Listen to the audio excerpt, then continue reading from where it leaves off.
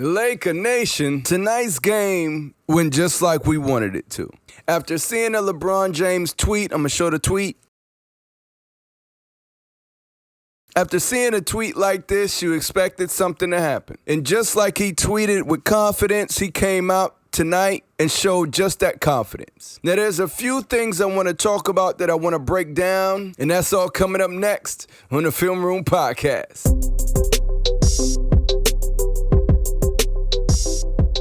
Hey, listen, Laker Nation, we finally got the Vic tonight against a team that is definitely going to the playoffs. The Utah Jazz are the number 3 seed, and we won tonight.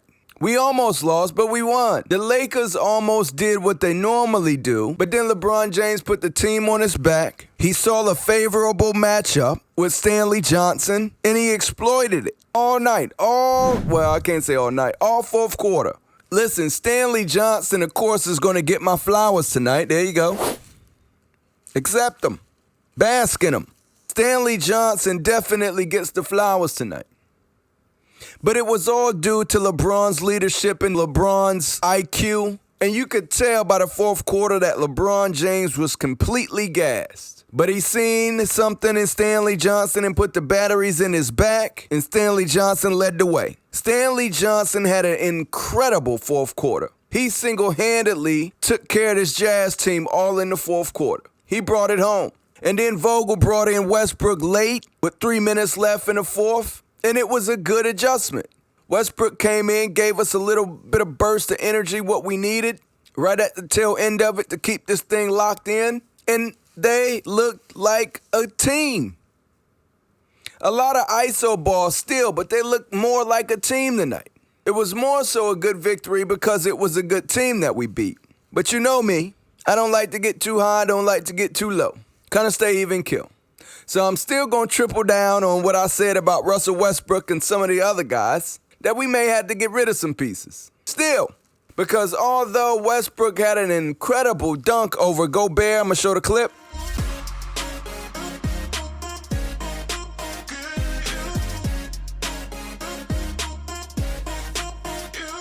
You see? Although he had an incredible dunk on Gobert, this is probably the best dunk all year, still wasn't that great. Not for a Hall of Famer, not for Russell Westbrook. No. Ladies and gentlemen, this was a mediocre game for Russell Westbrook. This is how he should be playing on his off nights, to be fair. This is how he should be playing on his off nights, just getting 15 in 27 minutes. I'm going to go to the box score. The box score on Russell Westbrook, he played 27 minutes, scored 15 points. He had 8 rebounds, 3 assists. He was 5 for 14 from the field, that's 35.7%. And he was 1 for 4 from 3, that's 25%. He was 4 for 4 from the line, though. Those free throws were needed because everybody was bricking free throws tonight. But this is how he should be playing when it's an off night. Not 8 points, not 6 points. 15 points. 8 rebounds, 3 assists. Because you're not assisting the ball well, and you only scored 15 points. For somebody of his caliber, this should be his mediocre or worst performance type night. But the dunk just gave energy. It gave energy to the whole arena, and the whole arena just gave it right back to the Lakers. It was incredible. That sparked everything. But LeBron James, being the king and the GOAT that he is, listen, played 37 minutes, scored 25 points. He had 7 rebounds, 7 assists, 1 steal, 1 block. He was 9 for 20 from the field. That's 45%. And he was 3 for 8 from 3. That's 37.5%. I don't know what's going on late in the games when he started hoisting up these threes. This is the 3rd game in a row that he just came out in the 3rd quarter flat. Also in the 4th quarter. He was 2 for 3 at halftime, ladies and gentlemen. 2 for 3. And then he came out, ended the game with 3 for 8. Now, I can only assume that that's because he is getting tired. He can't do no more. He can't keep driving to the hole, taking all this contact. He can't keep driving to the hole, putting more wear and tear on his body, getting hacked, and they never call it. He said, I'm going to stay out here and shoot threes. I could tell when he made that hook shot at the end of the game. What was that? He only pulls that out when he is tired. He don't feel like attacking the rim. Don't feel like fighting Gobert down there. Don't feel like he got the lift. So, yeah. But I'm going to play Stanley Johnson's fourth quarter highlights here. And I'm going to show y'all what I'm talking about, how LeBron James affected this whole game without even scoring the ball. Now, Westbrook alluded to this, saying that he don't have to score the ball to affect the game. And I haven't seen that from Westbrook not one time. But tonight, LeBron James showed exactly what he alluded to, how he can affect the game without even scoring the ball. And that's what LeBron James did. I'm going to play the clip.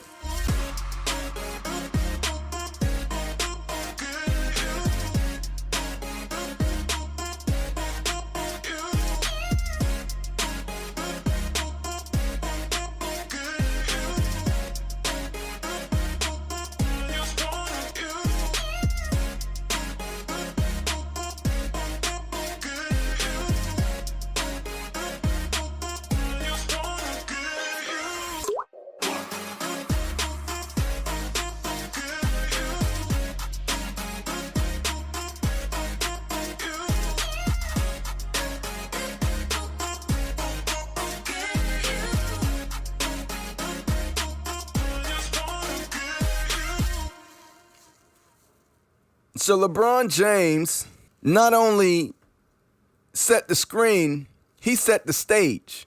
He set the stage for the plays. He set the stage for Stanley Johnson. He gave him the confidence. Said, keep on going.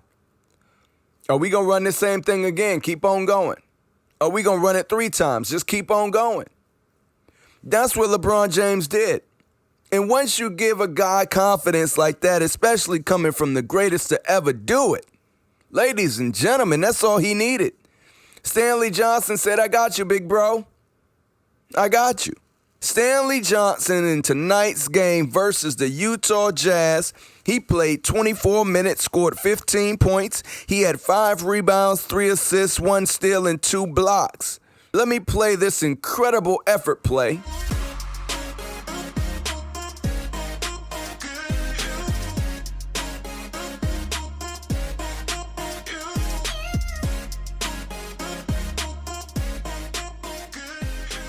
Stanley Johnson, ladies and gentlemen, this is his 3rd time getting signed on a 10-day contract.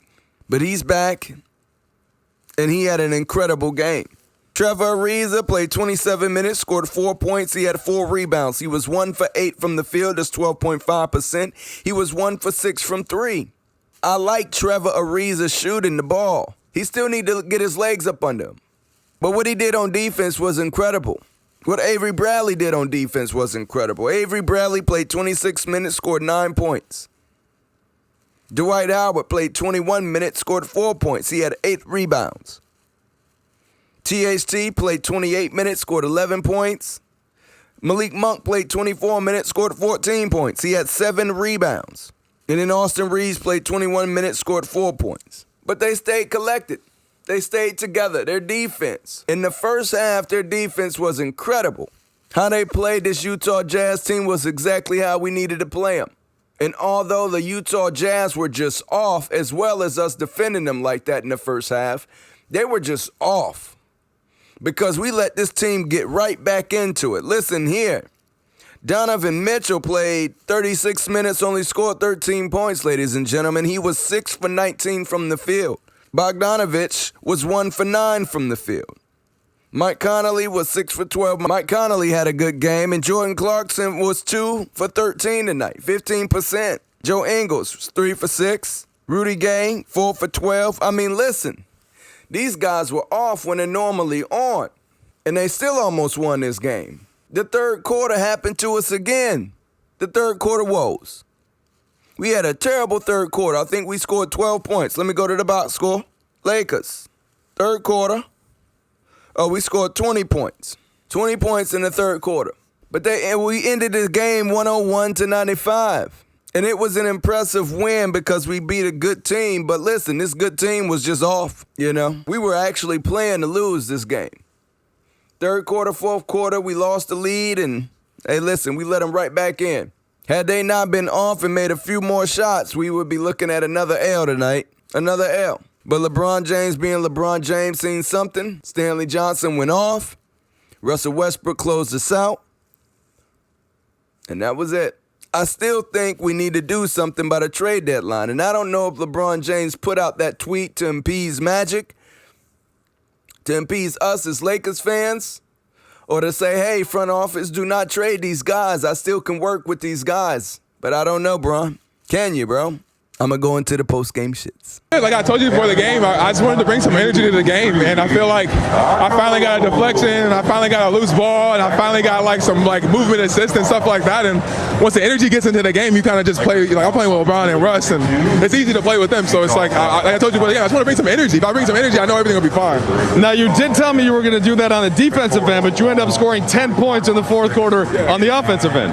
Energy. It's just energy. It's nothing. I don't have no isolations. They guard LeBron with two people, so I get a layup. Like it's running the court, I get a layup. Like it's not nothing but energy, and that's what I have to continue to do to be successful. Now, so during that big run, 13-0, you guys were small. With either you or LeBron playing center. What were you trying to do with Rudy? Get him out of the perimeter so he could get into the paint. I swear, I keep saying energy. I just try to play with energy and toughness, and trying to just do my best. Like he's bigger than me, he's taller than me. You know, he's an all-star caliber player.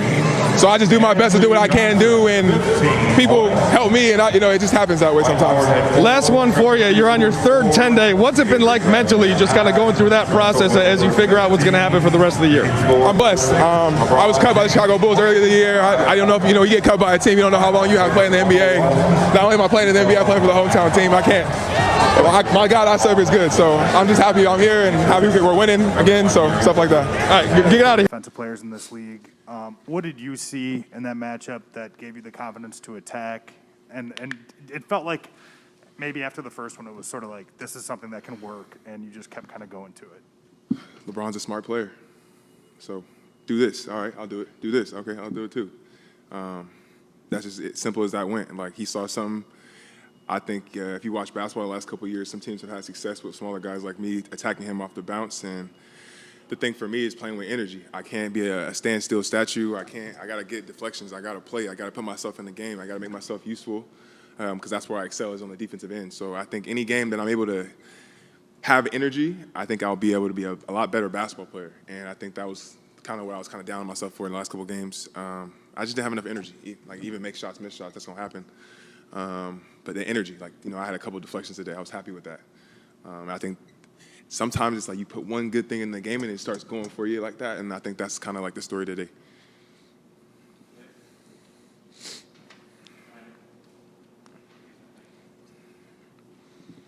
Stanley, the energy certainly was there, and coming off the loss in Denver, what Russ was telling us, what Dwight was telling us, what Frank was telling us, that the team just wasn't playing hard enough. Yeah. Did you hear those comments? Did you take them to heart? And did you see that could be a way that you personally could have an impact on the group? Well, yes, to answer your question, I think that's my job, is to bring energy and to bring, toughness and just bring intangible things that I think I can, through my experience, I've learned those things help you win games. And the secondly thing, everybody says stuff like that, but we watch the film and we really care about winning, so it's like we see it too, we're grown professionals, we love this stuff. So it's like we want to change too. So, it was loud and clear how we all felt about it. And that kind of, it's different when you go out there and you give your all and you lose, and then go out there and you kind of pump faking a little bit. You're like, okay, what is that? We work our whole life to be doing this, and then we kind of don't give ourselves a chance to win. So that stings. That stings. And I think tonight we made some good adjustments and we played a lot harder. And look what happened. We won the game. And I think we could have played better, to be honest. So that's a good team, by the way. Stanley, obviously you're mentioning how LeBron was kind of giving you confidence on the floor to do some things. But when it comes to sort of the bigger picture on just your time here for the last 21 days or so, is there something about this environment that particularly has given you confidence to be more aggressive and take some initiative in some of those roles? Man, I pray a lot, and I'm really confident in my work ethic. I can say a million things, but it is what it is. It's gonna be what it's gonna be. So I kind of have to go out there and put my all into it, and whatever the results are the results. I'm from here, so I'm a lot more comfortable here than probably a lot of other places. But maybe that's it. Some home cooking, but outside of that, I just pray and let it fly. Stanley, considering your journey and just sort of the unknowns of the future, how good does it feel to have a performance like you did tonight? I think it feels good doing what I came here to do. Like, I think I came on to bring energy and affect the game in different ways and be kind of like a curveball to what, teams are used to or what they've seen. And I feel like today was the kind of the day that I was able to do it, like with the scheme and like get deflections and be kind of active. And it resulted in like positive plays and winning and stuff like that. So it definitely feels good because we all put a lot into this. This is not like a wake up and just do it thing. Like we put summers and years over years into this stuff. So to have a game plan, to execute the game plan, and to get a win, that's like exactly how we drew it up, and it's good that happened. Hey, Stanley. So this has been, as you mentioned, a journey for you. This experience of going through the 10 days thing, has it been? Can you just give me an idea of how it's been as far as, are you confident through this? Were you the start of this season when things weren't necessarily going your way? Was this? Yeah. How was this journey for you? I don't know, man. I don't really think about it, to be totally honest. I pray every morning, and I go to practice, and I go home.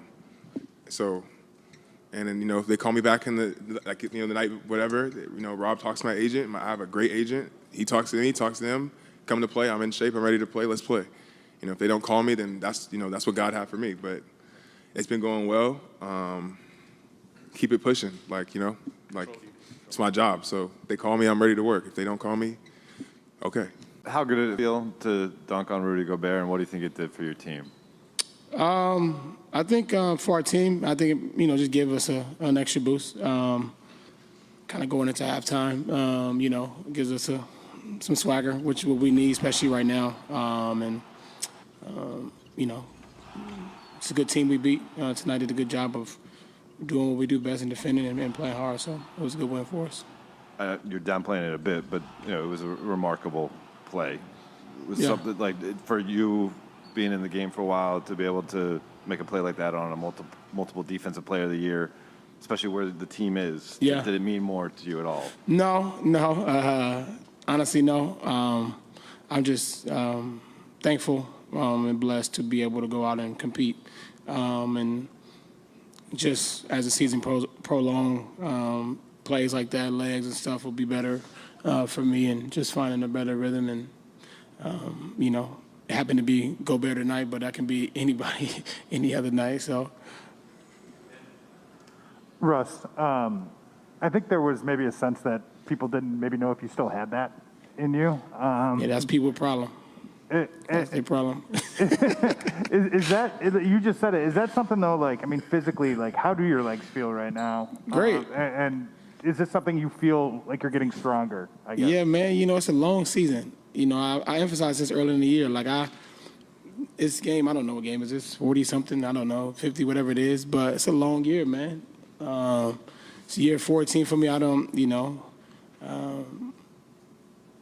people don't just want me coming out of the paint, taking off and seeing if I still have my legs, but I know what I'm capable of and know what I'm capable of doing on the floor. So when the moment presents itself and being able to finish strong at the basket, is still something I can do. LeBron, Dan had asked Stanley about the fourth quarter and kind of attacking Rudy, and he responded by saying LeBron is a smart player. Just wondered the discussions that you had about that small lineup, some teams in the past that had done that with Gobert, and how that played out to having Stanley execute. Just trying to put everybody in position to be successful, and reading the game in between the game while the game is going on, and I knew ways that we could be successful offensively by putting guys in different positions on the floor. So, guys responded very well to what I saw, and we was able to get a big-time win. And then, of course, you had the tweet the other day and wondered what you saw effort energy-wise and if Stanley epitomized some of that tonight, including late. No, I think we all understood it. We understood that our effort and energy wasn't where it needed to be, in the Denver game, in the second half of the Memphis game, and then whatever the other game we lost. It wasn't playing, to our capabilities, but we weren't giving maximum effort. So, that starts with me as a leader of the team, and so just taking the onus, letting Laker Nation know it wasn't about anybody, it was about our fans and the people that ride and die for the Lakers every single day.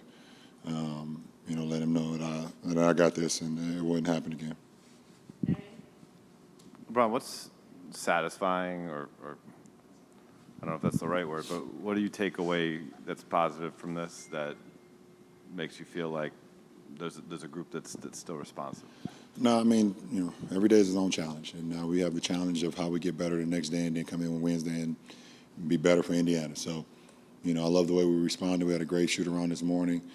We had a great game plan, and we executed as close to 48 minutes as we've done all year. So, I love the way we responded today, and like I said, Wednesday will be another challenge for us, and we'll see what happens.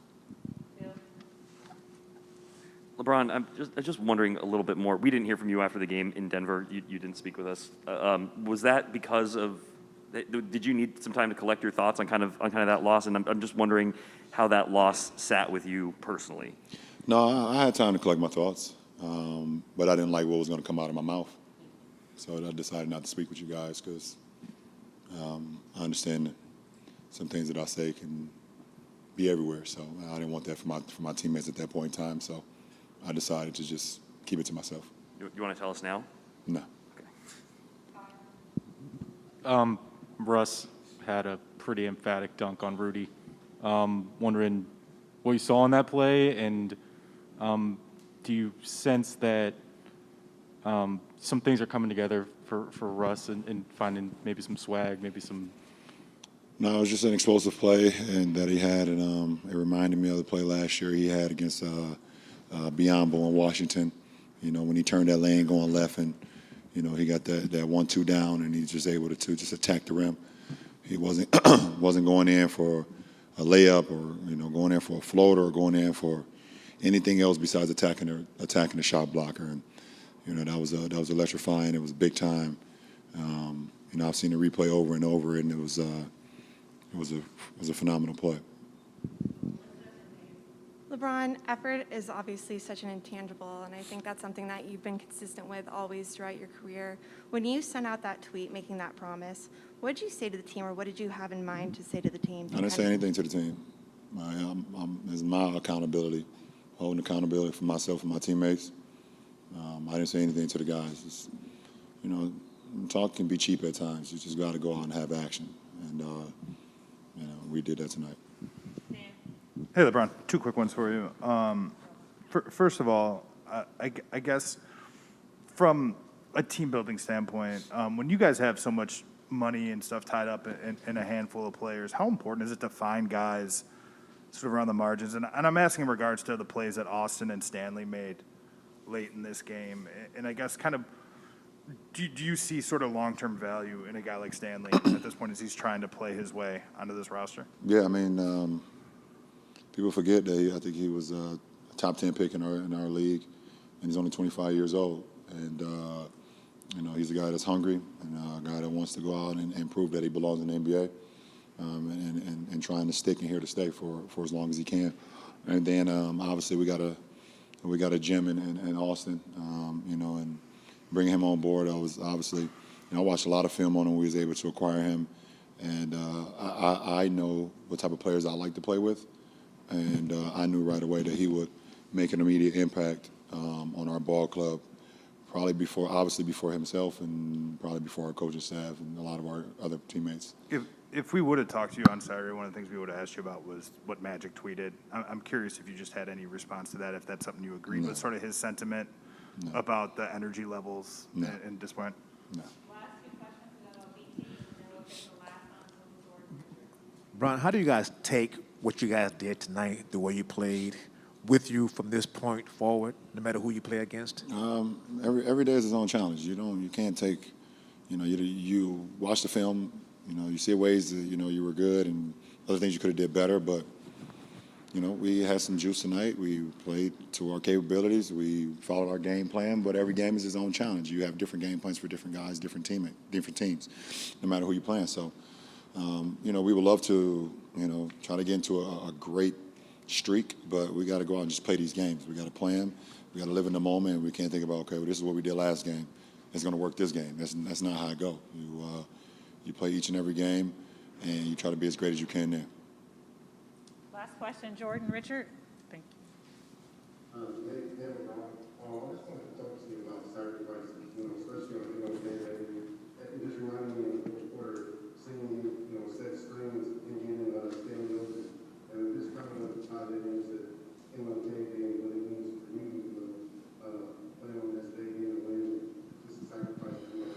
well, it's an absolute honor to be able to play on MLK Day. I mean, listen, what he stood for, what his family stood for, when you talk about sacrifice and equality and, and all of us being able to walk the same life, with love and not hate, or trying to walk that, that's the most important.